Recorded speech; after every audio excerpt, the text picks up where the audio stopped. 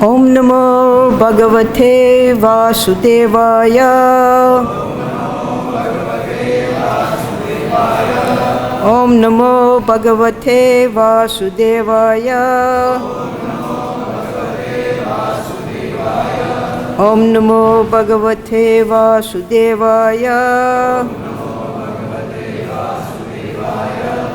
Today we're reading from Srimad Bhagavatam, Canto 10, Chapter 16, texts 50 and 51.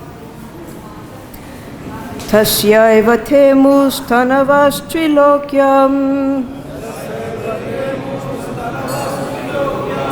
śānta-āshanta uta mūḍhayonaya śānta-priyaste yadunan vitum satam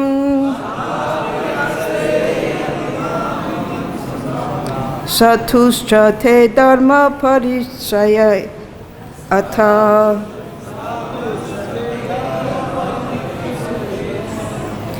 tasyaiva te mūstanavastrilokyam śānta-āshanta uta mūḍhayonaya śānta-priyaste yaduna vitum satam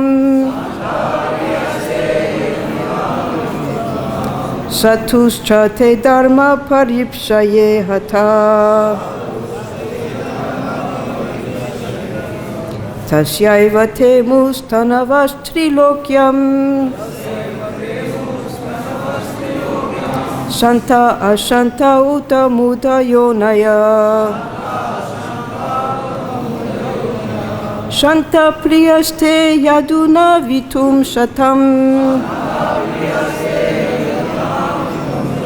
satuscha te dharma paripsaye hatha.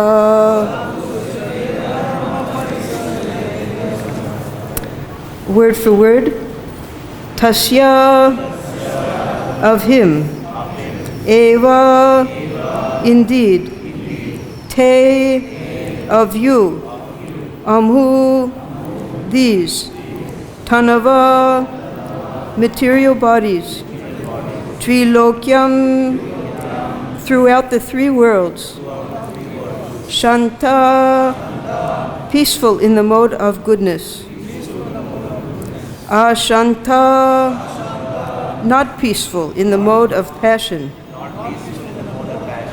uta, and also mūḍhayonaya, born in ignorant species, śānta, the peaceful persons in the mode of goodness, priya, dear, te, to you, he, certainly, aduna, now, avitum, to protect, satam, of the saintly devotees, statu, who are present, cha, and, te, of you, dharma, their principles of religion, paripshaya, with the desire of maintaining, ihata, who is acting. Translation.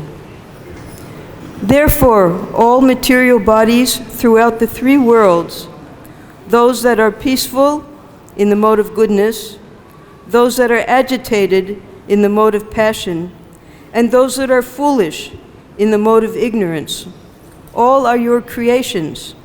Still, those living entities whose bodies are in the mode of goodness are especially dear to you, and it is to maintain them and protect their religious principles that you are now present on the earth. Let's repeat this together. Therefore, all material bodies throughout the three worlds, those that are peaceful in the mode of goodness, those that are agitated in the mode of passion, and those that are foolish in the mode of ignorance, all are your creations. Still, those living entities whose bodies are in the mode of goodness are especially dear to you, and it is to maintain them and protect their religious principles that you are now present on earth. There's no purport, so we'll go on to text 51. Aparādhaḥ sakṛt bhartrā soḍhavyaḥ sva-prajā-kṛtaḥ kṣantum arhasi śāntātman mūḍhasya tvām ajānataḥ aparādhaḥ sakṛt bhartrā soḍhavyaḥ sva-prajā-kṛtaḥ kṣantum arhasi śāntātman mūḍhasya tvām ajānataḥ aparādhaḥ sakṛt bhartrā soḍhavyaḥ sva-prajā-kṛtaḥ kṣantum arhasi śāntātman mūḍhasya tvām ajānataḥ.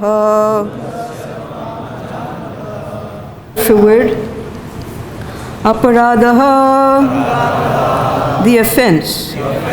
Sakṛt, just once. Bhartrā, by the master. Soḍhavyaḥ, should be tolerated. Sva-prajā, by your own subject.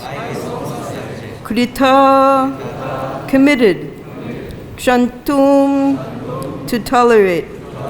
Arhasi, it is benefiting for you. śānta-ātman, O you who are always peaceful. mūḍhasya, of the foolish one. tvām, you. ajānataḥ, who does not understand. Translation and purport by the disciples of Srila Prabhupada. Translation.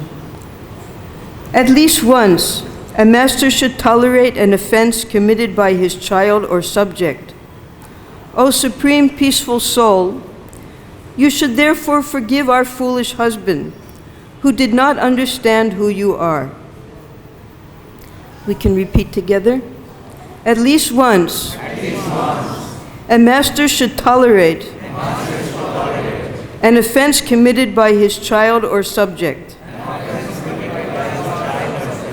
O supreme peaceful soul, you should therefore forgive our foolish husband, who did not understand who you are. Purport. Because of their extreme anxiety, in this verse, Kāliya's wives mention the same idea twice, that the Supreme Lord should kindly forgive their foolish husband. The Supreme Lord is śānta-ātman, the Supreme Peaceful Soul, and therefore the Nāgapatnīs suggest it would be proper for him to overlook, at least this once, the great offense committed by the ignorant Kāliya. Nama Om Vishnu Padaya Krishna Prasthaya Bhutale Srimati Bhaktivedanta Swaminiti Namine Namaste Saraswati Deve Gauravani Pracharine Nirvishesha Sunyivari Paschatya Deshatarine Om Ajānataḥ Jnananjana Salakaya Chakshurun Militam Jena Tasmai Shri Gurave Namaha. Before describing the glories of the most fortunate Kāliya Nag and Krishna's compassion upon him, I want to sincerely thank Srila Prabhupada for establishing this Krishna Balaram temple at the place of their pastimes. Krishna Balaram They're so merciful, and they perform many glorious pastimes here in this area of Ramanreti. Now Krishna, he is so compassionate that he danced on the heads of Kāliya, leaving his mark. But for all of us, he's even more compassionate, because whenever we're chanting his holy name, Krishna and Ram and Srimati Radharani, they're dancing on our tongues. So therefore, every time we're chanting our japa, chanting kirtan, we can remember this special mercy of the Lord, how for the devotees, he's dancing on their tongues and subduing all of our evil qualities, just as he did to Kāliya here. Now, this was the first temple that Srila Prabhupada established and opened in his lifetime here in India. It is the main temple at that time for Krishna and Balaram to glorify their pastimes. But it so happens that outside of India, Srila Prabhupada also got constructed and established one major temple. And that major temple is on Ramanaka Dvipa. Now, how did this happen? Srila Prabhupada was on a plane on his way to Hawaii. Prabhupada, at least 15 times, he ran around the world, and this was in 1974. So this plane, it stopped in Fiji for 3 or 4 hours, and it was the middle of the night. Prabhupada, he was just with 2 of his disciples. One was Satsvarup Maharaj. Satsvarup Maharaj had hurt his knee. He couldn't walk, so he stayed on the plane, and Prabhupada came out of the plane to see the beauty of Fiji. He was with his disciple Vaikuntanath, who was traveling with them. Vaikuntanath stayed completely silent, and when Prabhupada and him came out of the plane, they saw this splendid heavenly beauty of Fiji, with the moon, the clear skies, the palm trees. It was just like heaven, because this Ramanak Island, it's a part of one of the continents called, in English, it's called Oceania. It goes from Australia to Hawaii. There are hundreds, maybe even thousands of islands on that one continent. And in Jambudweep, the islands of Jambudweep, this is the central island. And this is where the snakes live, the Nagas. So while Prabhupada was enjoying the night, looking at the moon, and they're just walking on the tarmac, all of a sudden, out of nowhere, came a devotee, dressed just like a devotee with tilak and dhoti. He ran up to Prabhupada, offered his dandavats, and said, Prabhupada, there are some people here in Fiji who want to meet you. So Prabhupada was brought to the visitors' lounge, and he met at that time one devotee, Deoji Punja, with his wife Bhagavati and brother, who was later to become Bhuvana Mohan. So Deoji Punja, he had seen the devotees in Australia, and he was so amazed. Who has made these mleches into devotees? So he asked, who are these people? Who is their guru? And they instructed Deoji Punja that this was Srila Prabhupada, and he'll be stopping off in Fiji very soon. So Mr. Punja went all the way to Fiji, his home, and arranged with the airport that he could meet Prabhupada in the stopover. So they met at this time, and Prabhupada, he explained that this is Ramanaka Dvipa, and you should establish a temple here. Now I'm going, but I'll come back next year, and we will establish this temple.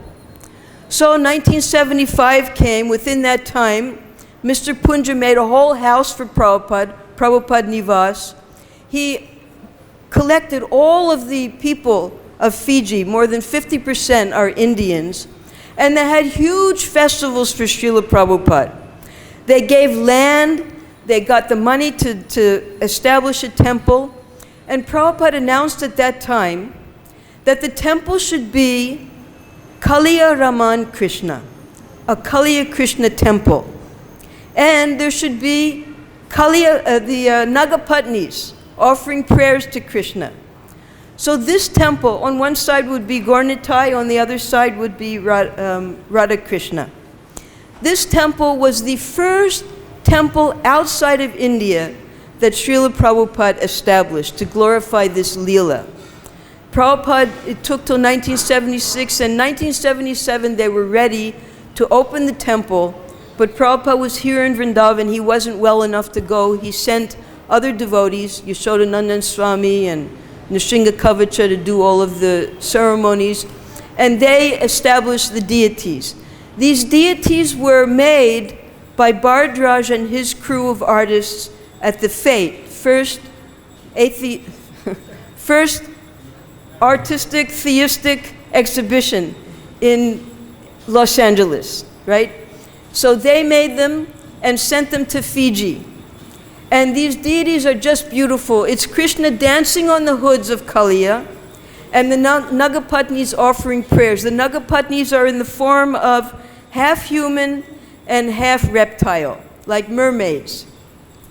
Now it so happens in our community here, we have the pujari who served there for 9 years, served Kāliya Krishna and the Nāgapatnīs. Her name is Bhakti Daivi, disciple of Tamal Krishna Maharaj. And she told me every day she used to dress all of the deities. She would start with Kāliya and Krishna, and then sometimes while she was dressing Krishna, Kāliya would bite her with his teeth. He had little thorny teeth, and they would grab onto her, and sometimes he would bite her so hard that the teeth would break off. So she would go out and find thorns from bushes and paste them in to replace the teeth. So the pastime was still going on even after Kāliya Krishna had become a great devotee. He couldn't control his nature. So I asked Bhakti Devi that we heard that Kāliya is still in Fiji. Now Prabhupada confirmed this. At that grand opening, 75, when Prabhupada laid the cornerstone, he initiated Vasudev, made him a GBC for Fiji, his second wife, Bhagavati, and the brother, Bhuvana Mohan. And they established this temple for Prabhupada. So Prabhupada said at that time that Kāliya is still here in Fiji. He lives here. And because Kāliya ate all of the poisonous snakes in Fiji, Bhakti Devi, she confirmed this. There are no poisonous creatures in Fiji anywhere. Nothing is poisonous there. So then Bhakti Devi, because we heard 2 days ago about aitihasik praman. So within Fiji, there is a centuries-old legend, and Vasudeva explained this to Prabhupada, that this legend goes that here in the depths of this main island where Lotaka is, Kāliya is still living in a cave. So I asked Bhakti Devi about this according to the legends, because she was born right near there. She said, yes, you drive for 5 miles, 5 hours into the interior of the island, and then there are no more roads, you have to walk. And you'll see 3 huge mountains. And in the center of those mountains is a kund. And at that kund's shore is a kadamba tree. And there still lives Kāliya and the Nāgapatnīs. And they have tunnels and caves. And through these tunnels, they travel to the other islands. So all of this, and the locals, because the population in Fiji is broken up to the natives and the Indians who came there as indentured servants, and later they settled there and became very wealthy business people.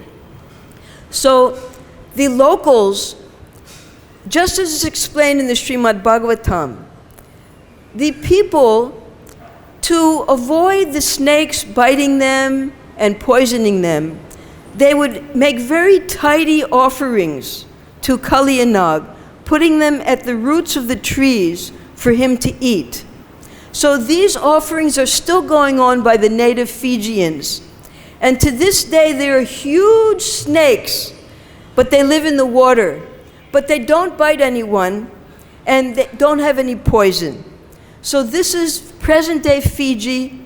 So this is the first temple Prabhupada established in India, and that, at Ramanakadweep, is the first temple that was established by Prabhupada outside of India. So now, in a half an hour, we're going to try to understand millions of years of how this all happened. Because we're dealing with one day of Brahma. We know in one day of Brahma there are 14 Manus. The first Manu was Swayambhuva Manu. And at that time, in Satya Yuga, we had heard earlier, there'll be a little bit of repetition, but with more details. Just like when you paint a picture, first there's a background, then you make the outlines, then you start adding all the details. So now that we've heard about Kāliya Leela for about a month now we'll hear some more very nectarian details about this Leela. So there were two sages. One sage, he was meditating in his ashram at Vindhya Mountains. And another sage who wandered, the first sage's name was Vedashira, and he had a nice ashram. The other sage, he used to wander from ashram to ashram. And Vedashira, he was very attached to his ashram, and when he saw Ashvasira coming, he forbade him to come to do his tapasya in his ashram. He said, "This is my ashram, you go somewhere else. We don't want people like you here." Very angry, very malicious, almost sinister. So Ashvasira, who was a gentle Shanta, he was a devotee, he said, "You're behaving so angrily. I've done nothing, and you have so much malice towards me. You're just like a snake, so become a snake." Now this upset Vedashira very much, and because of his angry nature, he counter-cursed Ashvasira. He said, "Well, if I'm going to become a snake, because you're just flying around everywhere, going from place to place like a crow, you become a crow." So they were both devotees, but they had a fight. These things happen sometimes, even in Satya Yuga, the devotees fight. So because they were both devotees of Vishnu, suddenly Vishnu appeared in between the two of them. And he said, "You're just like my two arms. I love both of you like my own arms. And I see you now are both so unhappy because you've cursed and counter-cursed each other. But I can't change the curse, but I'm going to give you benedictions. For Vedashira, you become a snake, but I will dance on your heads, and the mark of my heads will be on your head.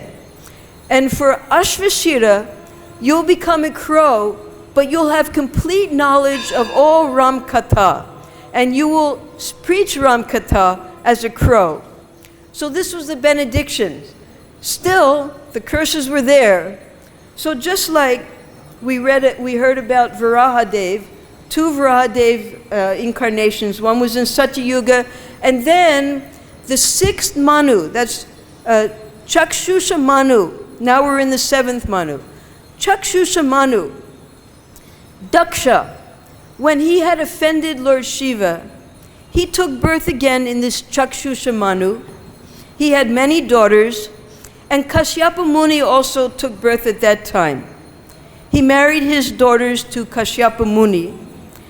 And two of the daughters, Kadru and Vinata. Vinata was the eldest, Kadru was younger. They were serving their husband. He wanted to give them a boon. So first Kadru said, "I want 1,000 sons, powerful Nagas." And when Vinata heard that she was going to get 1,000 sons, she was older and more sober, she said, "I only want 2 sons, but I want them to be more powerful than Kadru's son." There was this envy, you know. So Kadru, she gave birth to 1,000 eggs, and they quickly hatched. The primary of them was Ananta, and Vasuki, who was the king of the Nagas. And then there was also Kāliya. He was a great, powerful, poisonous Naga. So these were all the Nagas came from Kadru. And when her eggs hatched, Vinata again became a little envious, and she decided to break one of them open so it would hatch quicker. And that breaking open, the baby wasn't formed yet. That was Aruna. He only had half of his body formed. And he was so upset with his mother. Aruna is who drives the chariot of the sun god. So he's always sitting in his chariot. He doesn't move because he doesn't have legs formed yet. He cursed his mother that you will become the slave of your co-wife, Kadru. But after 500 years, this second egg will hatch, and that bird will deliver you from slavery. So sure enough, it happened. Kadru tricked Vinata. That's a whole other story, but she became the slave of Kadru. She had to carry her around and all the snakes around. Finally, Garuda was hatched after 500 years. He was hungry. He immediately flew off to find something to eat. But when he came back, because this was all in Ramanak Island, when he came back where the Nagas lived, Kadru was treating him also like a slave. So he asked his mother, now how do I free you from slavery? So he asked the Nagas, what can I give you to free my mother? And the Nagas told him, we want nectar from heaven. So immediately Garuda went, he stole the nectar. While he was stealing the nectar, he came here. He came here because these pastimes are eternal. He put nectar on that tree, the Kadamba tree.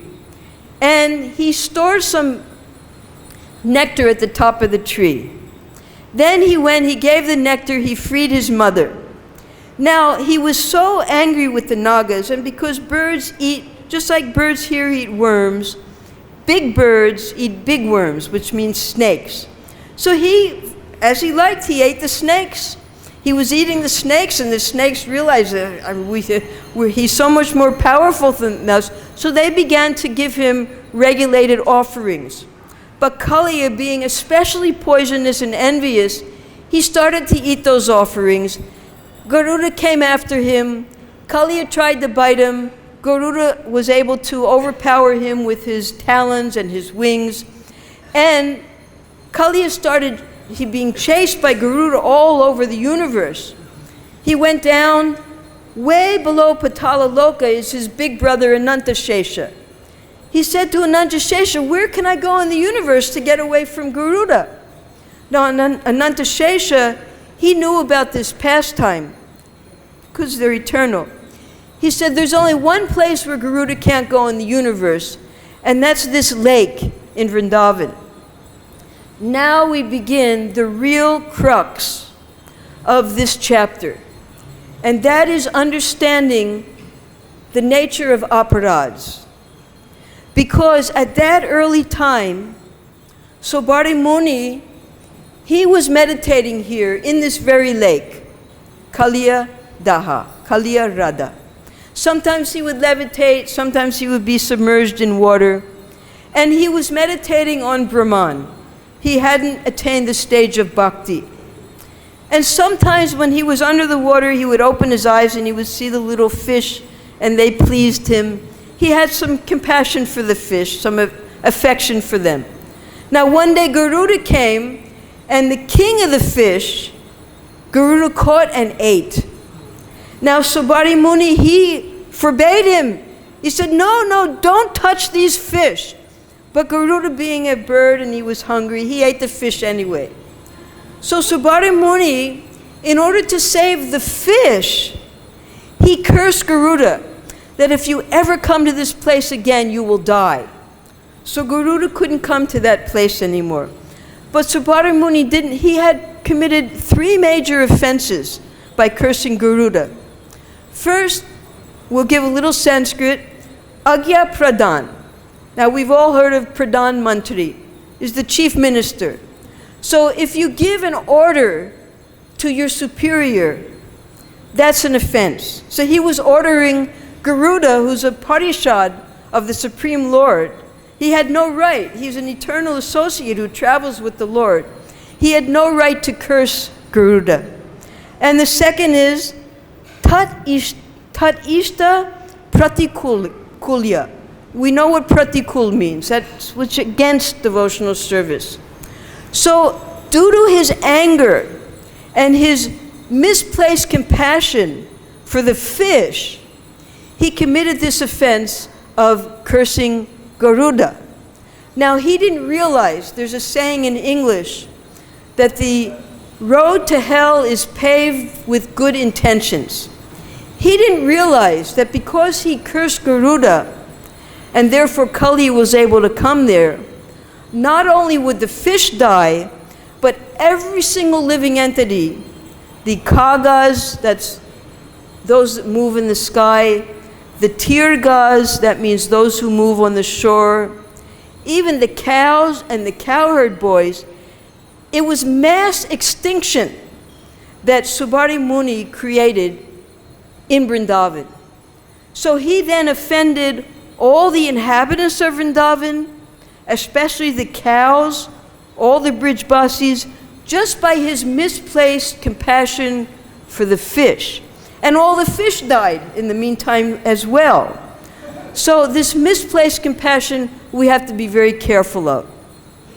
Then, because of his offense, and in the 9th canto, he gives a declaration. He said, all of you, listen. Because of my offense to a Vaishnava, I fell down and I became attracted to sex life. How did he become attracted? Because the fish, they were engaged in their occupations and he used to see them. He became attracted. He came out of the water and he went to Madhuvan. In Madhuvan there was a great king there, Mandatta. Mandatta was the son of Ashvashira. I forget his full name, Ashva something. Anyway, he wanted a son. They were performing yajna, and overnight the Brahmins kept a container of sanctified water for the wives to drink the next day. But this king was very thirsty. Yavanashva, that was his name, Yavanashva. He came out in the middle of the night, he saw the water sitting there and he drank it. So he was going to get pregnant.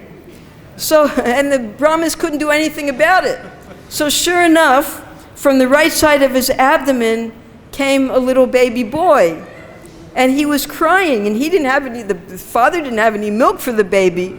So Indra, who was overseeing the sacrifice, he came down and he said, Mam Datta, drink me.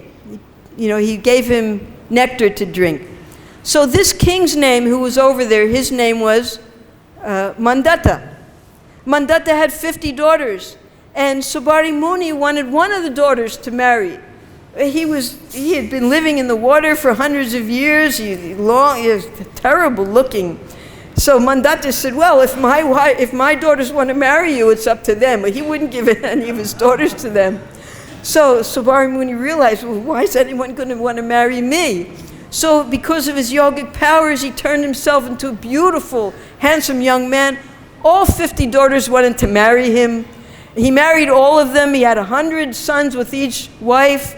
They all lived here over at Govardhan. They made a huge, their own little kingdom, because just like Kardama Muni, he could create anything he wanted from his yogic powers.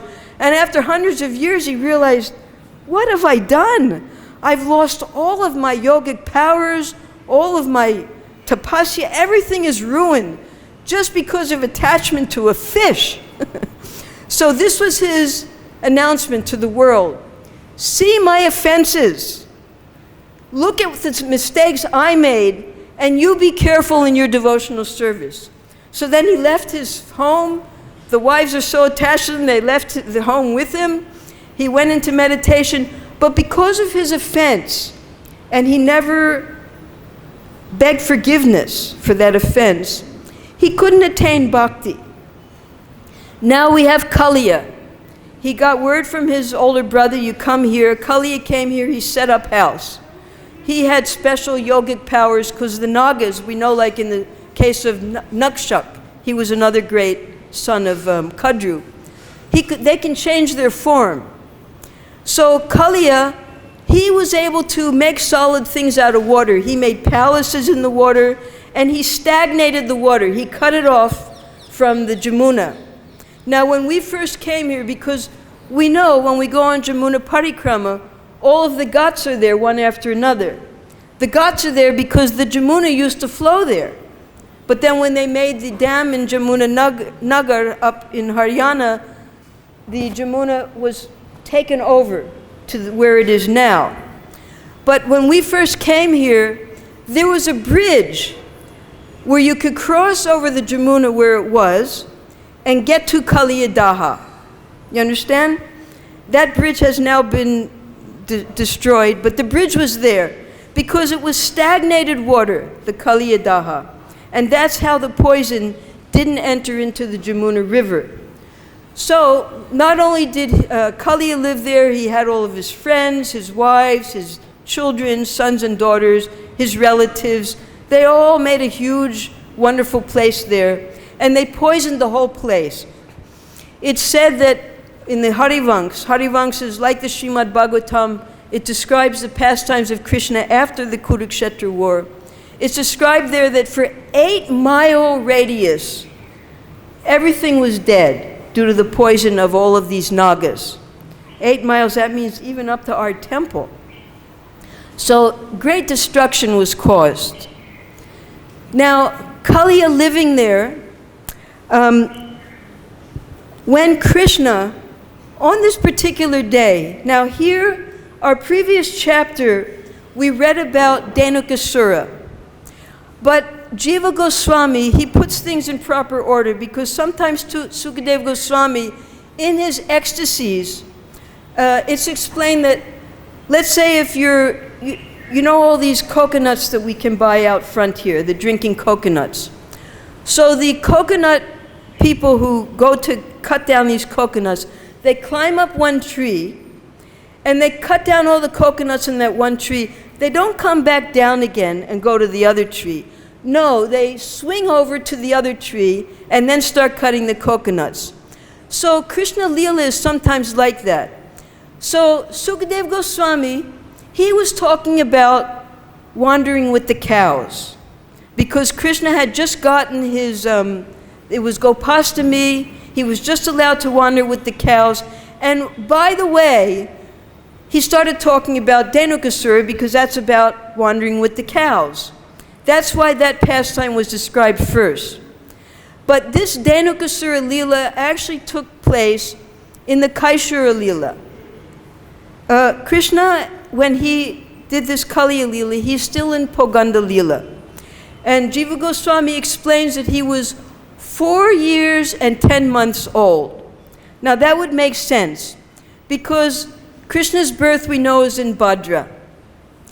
Bhadra, let's say that's September, roundabout. So then you'd have October, November, December, January, February, March, April, May. Now anyone who lives in Vrindavan knows that May is the hottest time of the year, right? That's when this pastime took place, in the month of May. They were living here in Chattikara, and it wasn't Balaram's birthday. It so happened on that day, the Shravan constellation came up. And because the constellations were the same as Balaram Purnima, Mother Yasoda and Rohini kept him back to give him a bath, perform different rituals. And on these days, Balaram would be very excited because he knew he would get to feed the Brahmins. So he liked these days. He liked to feed the Brahmins. So Krishna, he would always take advantage of these days by doing chaos. Balaram told him, okay, Krishna wanted to go to Kāliya Ghat that day. He said, you can go, but don't drink the water. So Krishna and all the calves, all the cows, all the cowherd boys, they were coming from Chattikara, just along here. They just walked right where our temple is to Kāliya. And the cows were especially thirsty. Calves were more thirsty than the mothers. So they ran ahead of Krishna. When they got to the water, they drank. and they immediately fell dead, unconscious. Then the cows drank. Then the boys, when they saw that the cows and the calves had fallen unconscious, they became in such shock. They went to taste the water. They also fell down.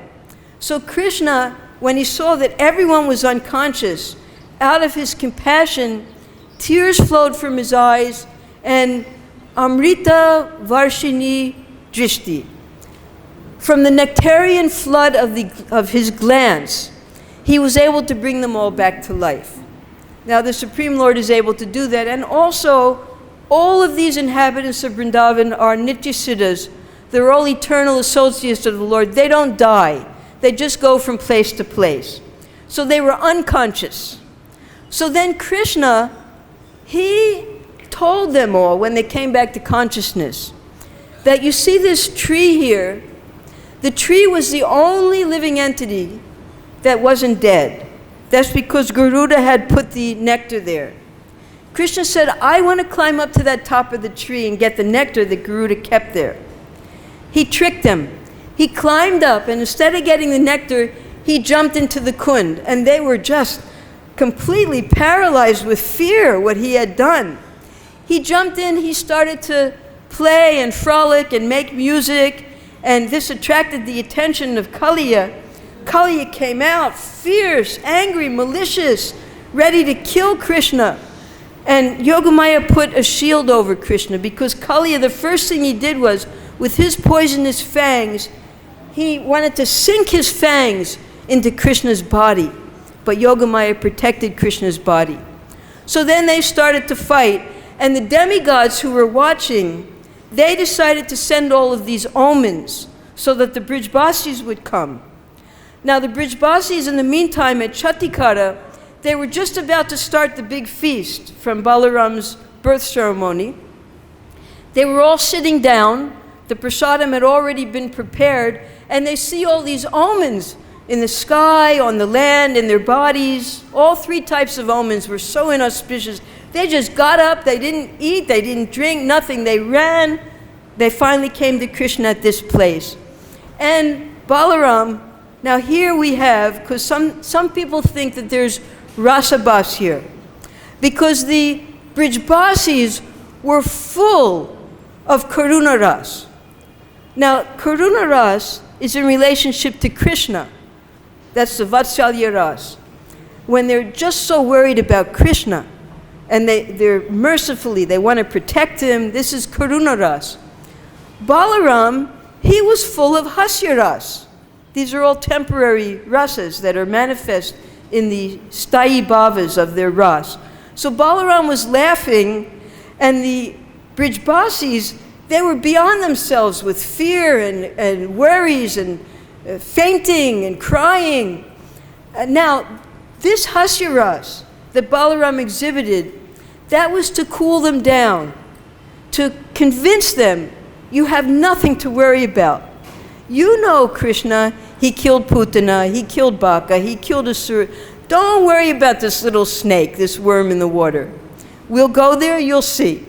So when they all ran here, and they saw Krishna in the coils of Kāliya, immediately Yashoda wanted to jump in the water, Nanda Maharaj, all the cowherd men, they were going to die.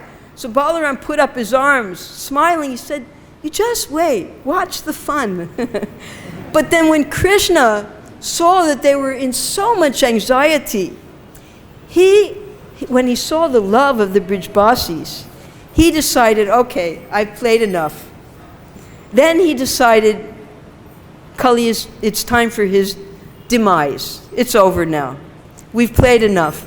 Because before this, they were circling and dancing, and the demigods were showering the flowers. It was like an arena of fun for Krishna and Kāliya. But now, when Krishna decided to jump on his head and start dancing, Kāliya felt the weight, because the whole universe is in Krishna's abdomen.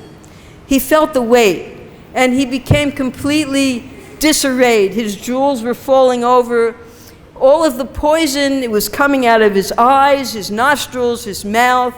And these offerings of poison, because everything is absolute, they were just like flowers falling at Krishna's feet. And we know that when we have a boil, when you squeeze the boil, the first thing that comes out is the poison. Then when the blood comes out, it means that the poison's gone. It's clean then. So this is what happened with Kāliya. Krishna was pressing down on him, squeezing out all the poison from all of his different holes in his body. And then when all the poison was gone, then the blood started coming out. That means he was finished with all of his poison by the time the blood came out. But Kāliya was on the point of death. Now his wives saw all of this. His wives, they didn't think much of Kāliya. They didn't have a good opinion of him because they were devotees of the Lord. They were naturally devoted to Krishna. But after all, he's the husband. When Kāliya understood that this must be Narayan, only Narayan could defeat me. So then he became surrendered. Now, in the Nectar Devotion, Rupa Goswami, he describes different types of, it's called Prita Bhakti Rasa. That's the Dasya Rasa. They're different divisions, it's very scientific. If we had an extra class time, we could describe all the different types of servants.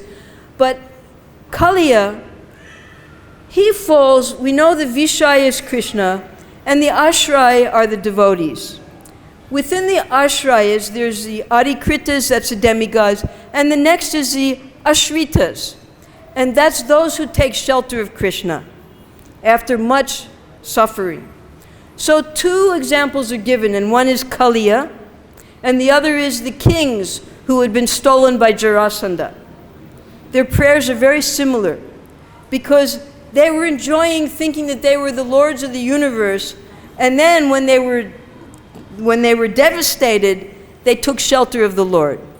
So at this point, Kāliya becomes a devotee of the Lord because he realizes, I'm completely at the mercy of the Lord. I must surrender. So he is what's called an Ashrita Sharanya Bhakta. Sharanya, he's taken shelter of the Lord. So when his wives, because they didn't even care if he died before that, but when they saw that he had taken shelter, then they came forward. They brought their sons, they brought their daughters, they brought their eggs and put them in front of Krishna. And they started rolling on the ground and offering these beautiful prayers.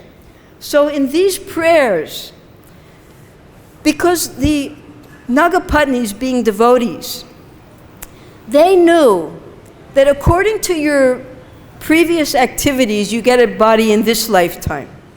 They knew that Kāliya must have been a terribly sinful, envious person.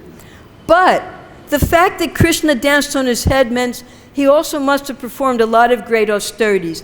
And that was this Vedashira. He had performed great austerities, but he exhibited enviousness also. Therefore, he took the snake's body and he got the Lord's blessings on his head. So they prayed to Krishna that what can he do? He has a snake body. A snake is going to be envious and malicious and angry and vicious, everything in the mode of ignorance, because that's the type of body he has. We're all afflicted with the inclinations of the body that we've been presented with according to our past activities.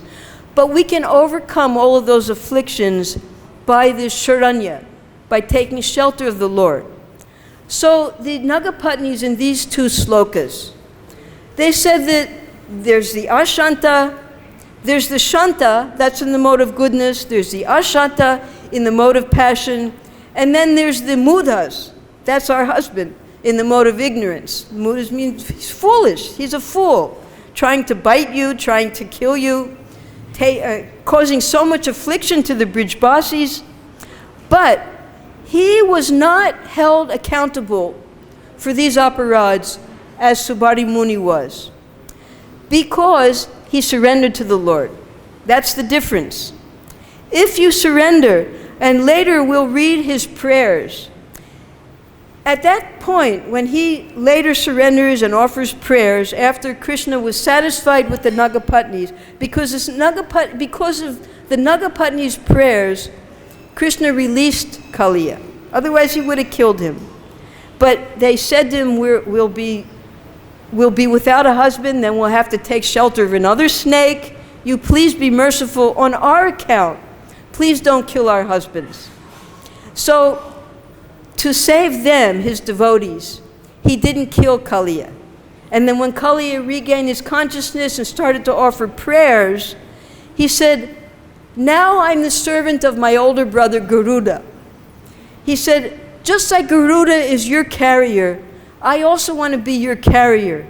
So anytime you need me, I'll come from millions of miles away and I'll take you in the blink of an eye wherever you want to go. So there are other Puranas that describe that when Kamsa called Krishna and Balaram to come to Mathura, Krishna called Kāliya and he rode on the back of Kāliya because Kāliya wanted that same benediction that Garuda had, his elder brother. So once he surrendered to Krishna, he got all benedictions. And then Krishna gave two very important slokas after Kāliya surrendered. These slokas can remove the malignancy of any snake and poison. So later we'll get to these slokas in a few days. If we ever have any fear of poison or snakes, we can chant these two slokas. But he told Kāliya at that time, you'll go back to your home in Ramanaka Dweep, and you live there and you never have to worry about Garuda, because he will see the markings of my feet on your head. So then, what Kāliya did was, he put his daughters forward. And the daughters, Krishna, he put a marking on their foreheads, so that also they were blessed by him. Now all of the gopis, because this is still on Poganda Lila, there's no, the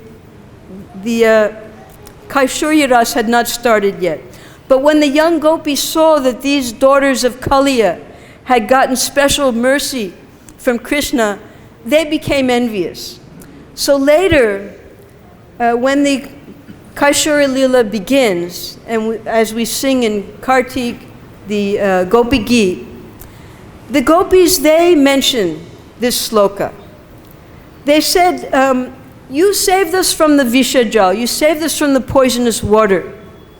And you gave Krishna this wonderful benediction of placing your feet on his head. And just from that benediction, all of his anger, lust, all of his ignorant qualities were removed.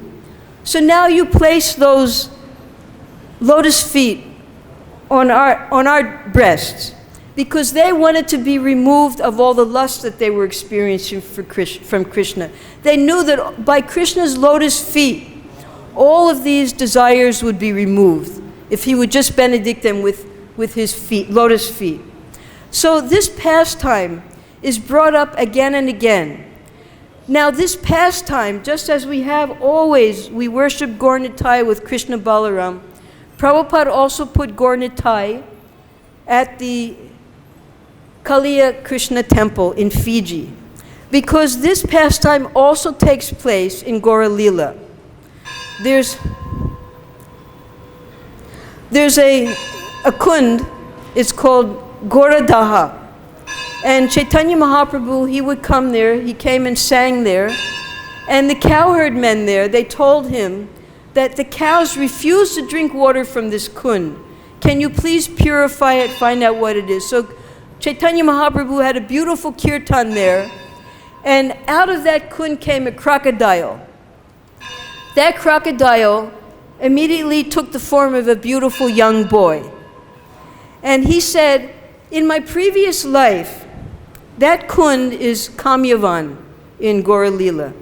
He said, in my previous life, I was a young Brahmin boy, and I loved to do mischief. And one day, Durvasa Muni, he came, and he was sleeping, and I cut off some of his jots, some of his matted hair. And he got so angry at me, he said, for 4 yugas, you'll have to be a crocodile. So when I prayed to him for forgiveness, he said, you go live in this kund in Navadvip Dham. When Chaitanya Mahaprabhu comes there in Kali Yuga, you will be freed of this crocodile's body, then you can return. So any of us, we commit any offenses, especially to our superiors, by taking shelter of the holy name, just as this crocodile did, we can be freed of the reaction so long as we surrender. And this is the great test. If we want to become free from offenses, we must surrender to the person who we've offended and beg for their mercy. Hare Krishna.